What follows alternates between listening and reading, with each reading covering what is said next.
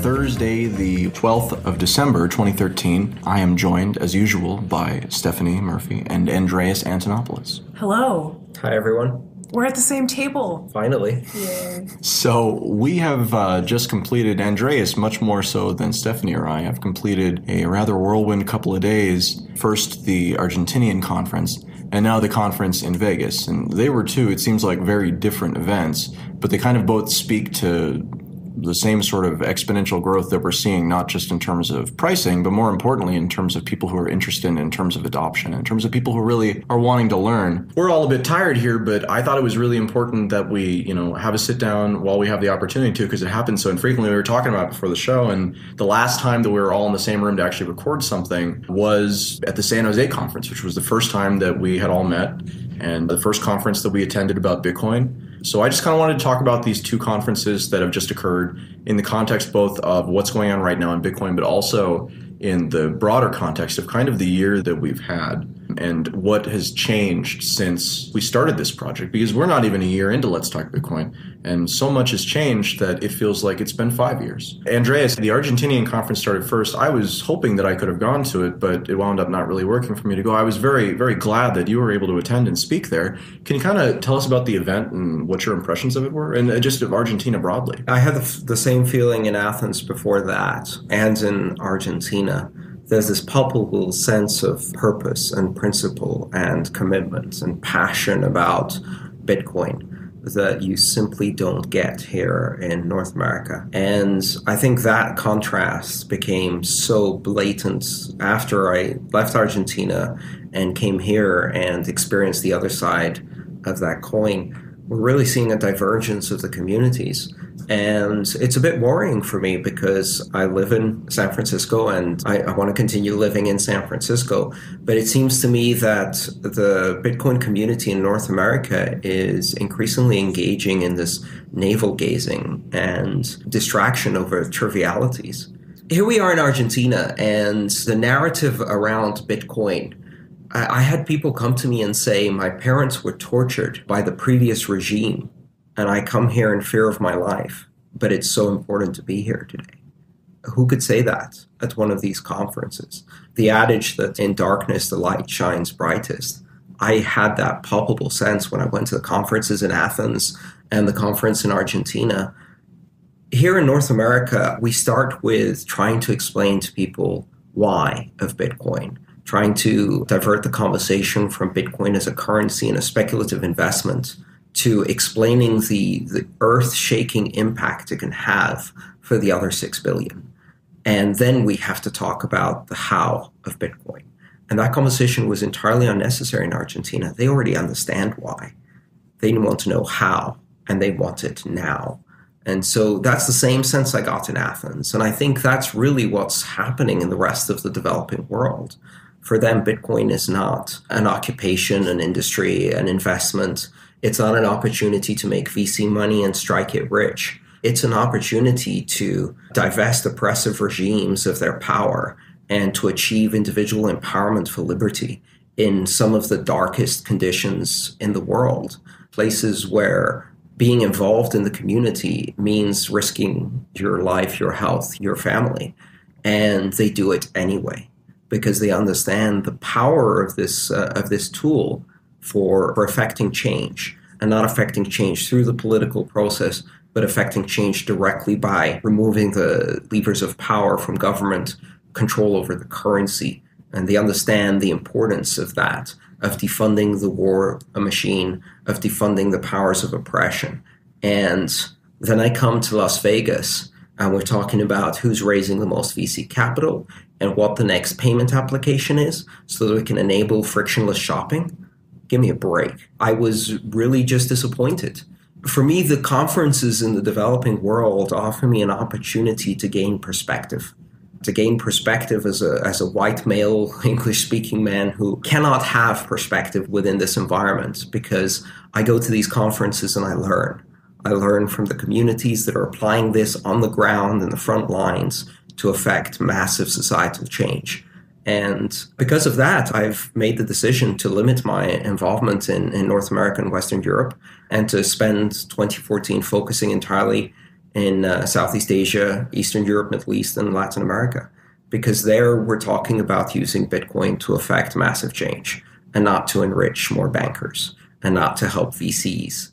And the conversation is so radically different. Here in Vegas, the conversation was about, do we need to play nice with the regulators? Do we need to appease the government legal structure? Do we need to prove our legitimacy? And quite honestly, the other 6 billion don't give a shit because they know where the legitimacy lies. And they know, more importantly, that there is no legitimacy with their government. So that's a completely different conversation. And I found it empowering. It increased my level of passion about the topic. And I really can't tolerate these navel-gazing discussions that are so irrelevant to the big picture.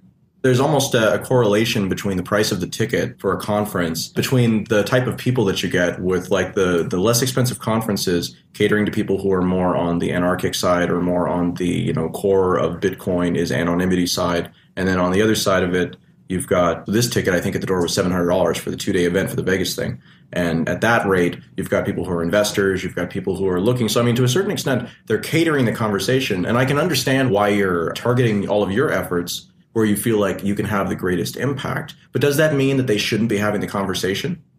No, I think the conversation is useful. But I think one of the risks we face right now is that we're not gaining the advantages of going mainstream, but we're already suffering some of the consequences. And one of those consequences is the fact that people external to Bitcoin, people who don't have the principled ideology behind Bitcoin, and who see it primarily as a way of making money, are organizing these conferences. And the result you get is a conference with an agenda that reflects, I wouldn't say their values, I would say it reflects no values, and is simply, a grab bag of random speakers and random audience members to put together an event and make some money off the tickets. So there needs to be a point, basically. It can't just be, hey, this is a Bitcoin conference, so you're involved with Bitcoin in this way and that way, and you're involved in that, and all of you just do something. We work with Media Bistro. We were a media partner on this event. I enjoyed these events a lot. There was about 1,000 people here, and we met hundreds of listeners and very passionate people who are very much on the idealist side and who I think recognize a lot of the values that you're talking about. And I enjoyed that, absolutely. I mean, this was a conference about meeting the people of Bitcoin who came from many parts of the country, and I got to speak to a lot of the people who I wouldn't otherwise see in person. But most of that happened outside the sessions. Right. And so, there's nothing wrong with these events, but what we're going to see over the next year is an explosion in conferences. They're going to specialize, though, because it just can't be a Bitcoin conference Seems anymore. like they have to. Yeah, and they already are. I mean, with the Atlanta conference, it was more explicitly focused on, okay, this is a libertarian conference, and it's about Bitcoin. And that's what we're going to see. We're going to see the Bitcoin shopping conference and the Bitcoin development conference and all kinds of other stuff. We're at this awkward in-between phase right now where they're not really that specialized, and so you're getting a mishmash of people, and a lot of them are going to end up dissatisfied, I think, because of that. But Andreas, I feel a little sad, honestly, when I hear you say you're not interested in doing these North American conferences, because I think your voice is needed. You were the only one, or one of the only speakers that I heard, really speaking up and saying, look, stop framing the discussion in such a way that Bitcoin needs to prove its legitimacy by kissing the boot of the regulators.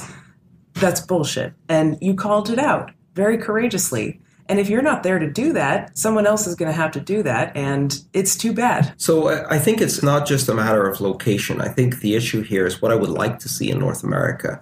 And I am participating in a couple of very carefully selected conferences in North America. For example, I'm going to be involved in the Toronto conference. And the reason for that is because it's the kind of conference that's organized by the local community. It's a grassroots effort. It comes from within the Bitcoin community of that area, and it has a point of view. And that's going to become increasingly important. You have to go into these conferences with a point of view. Otherwise, what you're going to end up with is a lukewarm mishmash, as you said, of different perspectives that are really not that important. To me, the real issue here is that we have a unique opportunity, not just to frame the narrative, but to also do important work, world-changing work here. Bitcoin is so much more important than a payment system. And unless you bring that point of view forward, essentially what we're going to do is condemn ourselves here to irrelevance. like I said yesterday at the conference, if the US tries to regulate away Bitcoin, who loses? Not Bitcoin. The US loses because we're all going to move away and do other things. And so is the investment and the innovation and the jobs and all of the things that can come out of Bitcoin. And the US becomes a backwater. So I don't want to see that happen. I want to live in San Francisco. I like it, and I want to be able to have an impact here. But in order to do that, we have to be much more selective, I think, about the events we go to, and then also encourage the local communities to start from the grassroots. And for that, you don't need money. That's the thing about Bitcoin. Organic growth and sponsorship and angels and many of the original Bitcoiners who have now a nice capital base can help us do that kind of work and bring the right level of message and the right tone to this discussion. And I think it's much more important to see more of that. So if you're in an environment where you don't have a conference in your state, and don't wait for some event company to try and build something commercial around Bitcoin, something opportunistic. I'm very thankful for Media Bistro and the work they've done. They've helped promote Bitcoin. They've helped bring the discussion together. But at the same time, I think we're going to get a lot more value if we see the local Bitcoin community starting their own. Bring the point of view, and the audience will follow, and the sponsorship will follow, and you can make some incredible events. These people in Argentina had no capital base to start with. They just came up with an idea. They saw some of the talks we did in San Jose, and they decided that's the point of view we need to bring to Argentina. And they sweated out the details, and they worried about no one showing up, and they worried about no sponsors coming. And it just came together into this incredible event. And we're going to see that happening more and more. And we should be doing that right here in the States. So the parallel that is often used with Bitcoin is the internet, right? In 93, there were companies like Media Bistro, and I think actually Media Bistro was one of them, that were doing conferences a lot like this for people a lot like us who saw the future. In that case, they saw the future of, the internet communications or things like that. And so then, the venue needs to be made for people to be brought together. I mean, it seems like companies like this that act opportunistically almost catalyze things that aren't opportunistic. To pick up on your parallel to the internet, my partner Brian noticed at the San Jose conference 7 months ago now that he said it feels .com-y. And I've gotten that feeling a number of times since then, where you just see there are all these Bitcoin startups. People are talking about them as if, if you have an idea for a Bitcoin company, it can't fail. It's a good idea. And there are even people saying, look, I got to come up with an idea so I can get some money, just like you both noted. And yeah, some of these Bitcoin startups are going to fail. Some of them are not good ideas.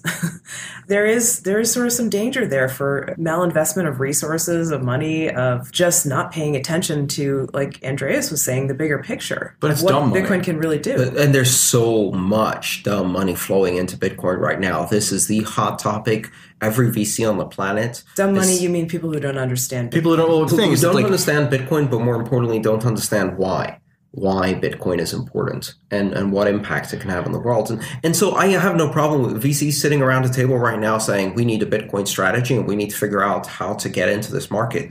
We absolutely need to transition into the mainstream, and transitioning into the mainstream requires us to dilute the ideology, of course. We're going to have our AOL moment, that moment when AOL dumped 14 million new users onto the internet, and everyone who was already on the internet called that Black Monday and were horrified from all the noobs that got dumped into our pristine, perfect utopian community. But you can't get to a successful adoption of a technology, especially a currency, without going mainstream. The point is that we're going to go mainstream in the developing world first. The risk here is that we try to gain the advantages of mainstream, massively dilute the principles behind it, and it ends up happening elsewhere. And the reason it happens elsewhere is because their motivation and their passion about Bitcoin so far transcends ours that they're willing to take much greater risks, and they're willing to invest their time and their passion and their innovation into this technology at a level that we can't even copy here. So with principle comes this wave of innovation that focuses on the things that matters. It focuses your mind on the things that are important to the world. In order to create entrepreneurial spirit, you have to find this perfect marriage between the thing that makes you as an entrepreneur unable to sleep at night, the thing that brings so much passion to your life that you can't eat, can't sleep, can't think about anything else. And no matter how many people tell you it's absolutely crazy, you are so committed to the idea, and bring that together with a problem that actually needs to be solved, and not solved for the 10 million people who are early adopters in North America, but needs to be solved for the 2 billion people who have an immediate need today. That's where the innovation is going to happen, because that's the magic recipe for innovation. So, as you said, entrepreneurs looking for an idea, you don't look for an idea. The idea hits you in the face like a freight train, and you can't avoid the idea. Yeah. You can't handle it, and in fact, it ruins your life at first because it's so important that you become obsessed. And that is the magic that drives entrepreneurship. And there are solutions out there, and there are people out there who get that magic combination. So we need more of that here. So if we lose the principles and if we lose the point of view in our attempt to go mainstream too fast, what we end up is diluting the innovation, and it moves abroad. And I don't want to see that, because we have the money here. We have the individualistic culture. We have the entrepreneurial spirit. We have the spirit of innovation. More importantly, we have the safety of permission to failure. One of the most important things in entrepreneurialism is the ability to fail without severe consequences. In the States, you can fail 3 times without going to jail and going bankrupt. Try doing that in most other countries. So we have the engine of growth right here. All we need to do is target it and focus it on the things that really matter. That's why I'm disappointed, because all of these side discussions really are missing the point. It's missing the point to see Bitcoin as a currency instead of a platform and a network, but more importantly, it's missing the point to see Bitcoin as a consideration for affluent, white English-speaking Americans and Western Europeans. Because for them, better shopping. For an Argentinian whose currency is depreciating 40% a year through inflation and is losing its value rapidly, this is about, will I be able to secure some of the funds that I've worked my entire life to pass on to my children, to the next generation, or will end up drifting gradually into poverty and leave nothing for my children because my government is stealing 40% of my worth every year. So you don't think that's happening in the United States for the last forever? Exactly. It is happening, but are those people really vocal in the Bitcoin community? And did you see those people at the conference?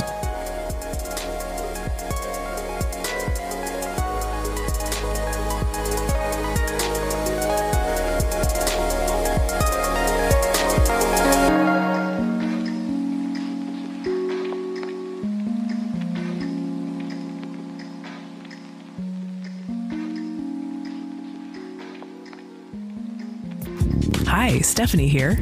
Would you like to turn your book into an enthralling audiobook? Need a persuasive commercial to promote your company? How about a narrator for your explainer video? Here's where I can help. I'm a freelance voiceover artist, and since 2009, I've lent my voice to dozens of audio projects. To hear some examples of my work, check out my website, smvoice.info. If you like what you hear, I'd love to be the voice of your next project. Get in touch at smvoice.info.